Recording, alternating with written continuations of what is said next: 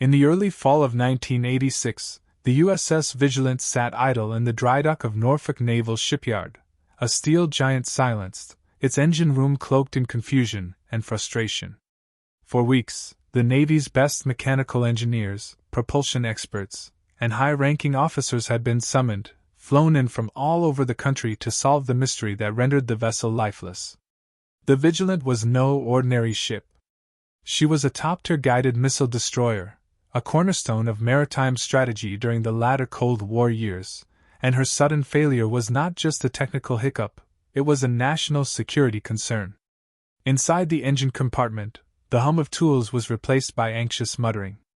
Diagrams had been studied until the ink bled from the pages, components replaced and rechecked, circuit after circuit tested and retested.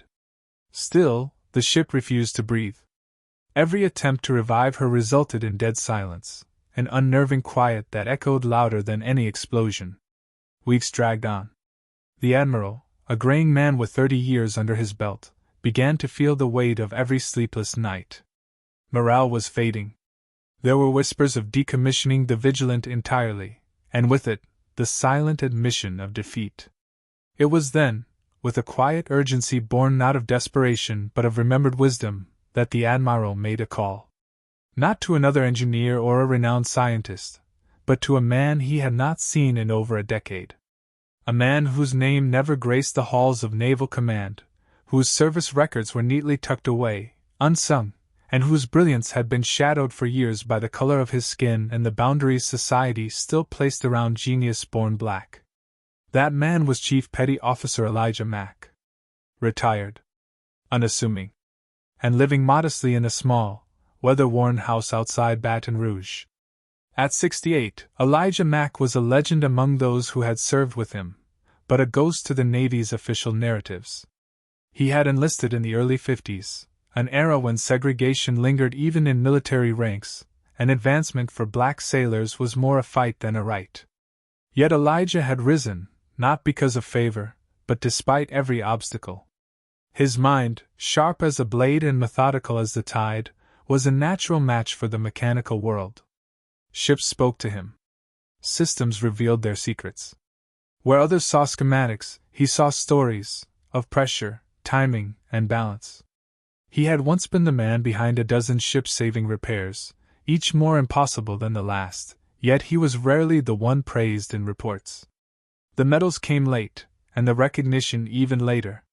By the time he retired, Elijah had learned to wear his dignity like armor, quietly, proudly, unbreakably.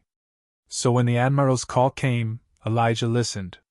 Not out of duty, he'd paid that debt long ago, but because something in the Admiral's voice rang familiar. A respect. A reverence. And a question left unspoken. "Will you come help one last time?" He arrived with no entourage, no medals pinned to his chest. Just a battered toolbox and the gait of a man whose bones remembered the sea. The young officer stared, puzzled. Here was no celebrity. Just an old black man in coveralls, walking into their impossible problem as if it were a leaking faucet. Some muttered quietly, "He can't possibly know more than the specialists we brought in." Others said nothing, but watched with narrowed eyes. Elijah felt it all, every glance, every doubt. He'd lived through worse. He greeted the Admiral with a firm handshake, no salute, no ceremony. The past between them didn't need words. They brought him below deck. The engine room was a cathedral of silence and shadows. Elijah stood still for a long moment. He didn't reach for tools. He didn't flip a single switch. He closed his eyes. Listened. The air told him things the sensors couldn't. The tension in the steel beams, the temperature pockets near the main turbines, the faint smell of metal fatigue. Finally, he walked to the main junction point where the fuel system interfaced with the ship's automated regulation module. He placed his hand on the housing, then crouched down and removed a single panel. Inside was a tangle of wires, but Elijah's fingers moved with purpose. He didn't fumble, he traced, touched, felt. Then he stood and spoke, his voice calm but certain. "You replaced the coil set but never recalibrated the microvalve timing. The new components are overcompensating. That's why you're getting power drops. A silence thicker than oil fell. One of the engineers blinked. How could you know that without running diagnostics? Elijah didn't answer. Instead, he reached into his toolbox, took out a small timing gauge, and adjusted the sequence regulator manually. The Admiral, who had been silently watching, gave a nod. Try it now. The button was pressed. There was a moment, brief, eternal, then a deep mechanical groan. The engine roared to life, not in a fitful gasp, but a confident, pulsing rhythm. The kind of sound that made sailors believe again. The Vigilant was alive. Cheers erupted in the control room. Officers who had doubted now stared in awe. But Elijah didn't smile. He didn't gloat. He simply packed his tools, wiped his hands on a rag, and said, "She just needed someone to listen to her story." As he turned to leave, one young lieutenant chased after him. "Sir? I mean, Chief, why weren't you ever in command? With your knowledge, you could have been." He stopped himself. The implication hung there, heavy in the air. Elijah looked him in the eye. Not angry. Just tired. "Son, I spent 40 years fixing things people said couldn't be fixed. Not just engines. Attitudes, too. But command?" He chuckled, just once. "That was never in the design, for men like me." They offered Elijah a medal that day. He declined it. Not out of bitterness, but because he understood what it truly meant to serve, and to survive, in a system not built to recognize your worth until it was desperate. Recognition should have come when he was younger, when the Navy could have made him a teacher, a leader, a model for a new generation. Instead, it came only when no one else could do what he had done. As word spread across the base, the story of the veteran who saved the Vigilant morphed into something of a legend. But legends tend to simplify things. They forget the years of isolation, the jobs passed over, the rooms Elijah walked into and was never truly seen. They overlook the nights he stayed below deck long after the rest of the crew had gone to bed, solving problems in silence because the white officers didn't want to take notes from a black man. They don't mention the times he was called boy by men who couldn't carry his wrench. But what made Elijah extraordinary wasn't just his skill. It was his refusal to let that injustice define his spirit. Dignity was his shield. He had served with pride even when it wasn't returned. And in doing so, he carved out a kind of power no rank could bestow. After the Vigilance engine revival, there was renewed conversation about Elijah's service record. Journalists reached out. A naval historian submitted a petition to name a maintenance hall after him. But Elijah didn't care for monuments. "Give a young sailor a chance instead," he said. "Don't just honor the man, change the system that forgot him." A few weeks later, the Admiral visited Elijah in Baton Rouge. No cameras. Just two old sailors on a porch, watching the Mississippi roll slow and steady. The Admiral was quieter now. Humbled. "You changed that ship's fate. You changed mine too," he said. Elijah nodded. "Ships break, Admiral. What matters is if someone's willing to fix them. Not just with tools, but with truth." In that moment, the Admiral saw something he hadn't before, not just a technician, but a teacher. A man whose whole life had been one long lesson in perseverance, wrapped in grease-stained coveralls and bound by chains only visible if you knew where to look. The Navy, slowly, began to reckon with the past. Elijah's story was used in training seminars. New black recruits were told his name during orientation. One young sailor wrote to him saying, "You made me believe I belong here." And for the first time, Elijah allowed himself a small smile. But dignity doesn't come from applause. It comes from knowing you did what was right when no one was watching. That you stood firm not just for yourself, but for all those who never had the chance. Elijah Mack became more than a man who fixed engines. He became a symbol of justice delayed but not denied, of brilliance dismissed until undeniable, of black excellence thriving in the margins and finally stepping into the center. And yet, even in the twilight of his life, he kept working. Not for the Navy, not for medals, but for his community.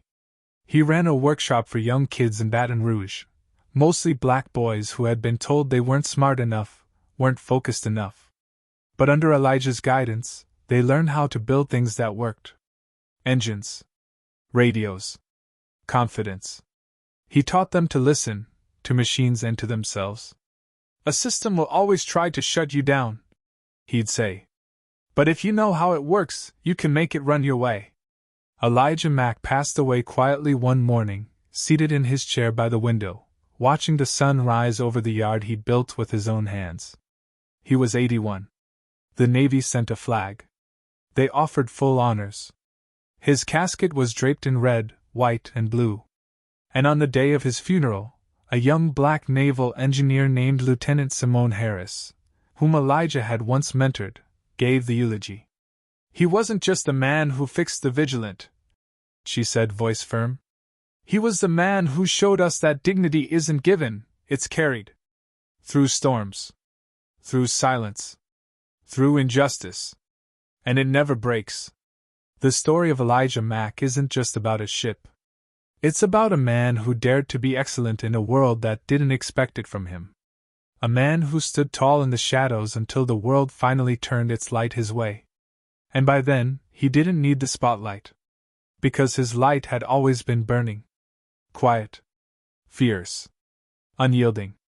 And that light now burns in others. Forever. The years after Elijah Mack's funeral became a time of quiet awakening for the Navy, and for the communities his story had touched. Not through grand declarations or sweeping reform, but through the slow and stubborn power of memory. In the silence that followed his passing, voices began to rise, not shouting, but speaking with clarity and conviction. People began to ask, not just who Elijah had been, but how many others like him had been overlooked. How many black veterans had walked the same lonely path, carrying brilliance on their backs while navigating a world that refused to see it. One of those voices belonged to Lieutenant Simone Harris, whose career blossomed in the years after that eulogy. She never forgot what Elijah had given her, not just knowledge, but permission to stand unapologetically in her excellence. She made it her mission to carry forward his legacy, not as a burden, but as a torch. Simone fought hard to create a new engineering mentorship initiative within the Navy, specifically for underrepresented sailors. She named it the Mack program. It offered technical apprenticeships, leadership training, and, most importantly, a space to be seen and believed in. The program wasn't just a tribute. It was a corrective force. Simone also pushed for a broader archival project, to find the forgotten veterans whose names never made it to Navy halls or textbooks, but whose fingerprints were all over the ships, systems, and breakthroughs that kept the country safe. One name at a time, the list began to grow: engineers, cooks, radio operators, navigators, black men and women who had served with brilliance only to be buried beneath the silence of history. Their stories weren't neat. They were tangled in racism, war, sacrifice, and survival. But they mattered. And now they were being told. In Baton Rouge, Elijah's workshop stayed open. His niece, Teresa, who had once sat beside him watching wires twist and spark under his expert hands, took it over. She had inherited more than his tools, she had inherited his vision. Under her leadership, the space became a community learning hub for underserved youth. On the walls, she hung portraits of black inventors, engineers, and sailors, Elijah's photo placed right in the center. Every summer, kids from across Louisiana came to learn the basics of mechanics, electronics, and self-belief. Some would go on to college, some to trade schools, some to the Navy. But all of them would carry a piece of Elijah with them. One summer afternoon, nearly 10 years after Elijah had passed, the Vigilant, now serving as a ceremonial vessel, hosted a reunion for veterans and their families. The ship, lovingly maintained, stood not as a war machine but as a monument to resilience. The Navy had retrofitted part of the lower deck into an interactive exhibit chronicling the story of her most famous repair. At the center of it all stood a bronze statue, not of the admiral, not of the engineering team, but of Elijah Mack. He stood as he had arrived that day, toolbox in hand, posture humble, eyes focused. The plaque read, "Chief Petty Officer Elijah Mack." Master engineer? Reluctant hero? Builder of more than ships? Among the attendees was a young cadet named Jordan Lewis, a 19-year-old from Detroit, the first in his family to join the Navy. As he stood before the statue, he felt a quiet swell in his chest, not just pride, but recognition. "He looks like my grandfather," Jordan whispered to no one in particular. But nearby, a retired sailor overheard. He walked over, laid a hand on Jordan's shoulder, and said, "Then your grandfather probably moved mountains too." "Most of them did. They just never got statues." Jordan would later write about that moment in an essay that won a Naval Academy Award. He titled it, "The Engines We Inherit." In it he wrote, "Elijah Mack didn't just fix the Vigilant. He fixed something deeper. He proved that expertise has no color, and that dignity is a form of resistance. He made space for the rest of us to rise, not just through ranks, but through truth." And he was right. In the years that followed, stories like Elijah's began to ripple outward. A documentary aired on PBS titled, "Steel and Silence: The Legacy of Black Naval Engineers," with a full segment dedicated to Elijah's final repair. High school history books slowly began including paragraphs about the lesser-known black veterans who had sustained America's military machine behind the scenes. Not as footnotes, but as main characters. Back in Baton Rouge, Teresa found herself mentoring a teenage girl named Naima. At just 14, Naima had already dismantled and rebuilt her first engine block. She had a quiet fire about her, the same kind Elijah once had. One day, as they worked on an old lawnmower, Naima asked, "Why didn't they listen to him sooner?" Teresa wiped her hands and answered honestly, "Because sometimes the world takes a long time to hear what black folks have been saying all along. But once they do, that truth echoes." And echo it did. The Navy continued to evolve, slowly but meaningfully. Policies changed. Promotions diversified. But more than anything, a cultural shift had begun, one built on the realization that genius must be recognized, nurtured, and elevated no matter where it comes from or what skin it wears.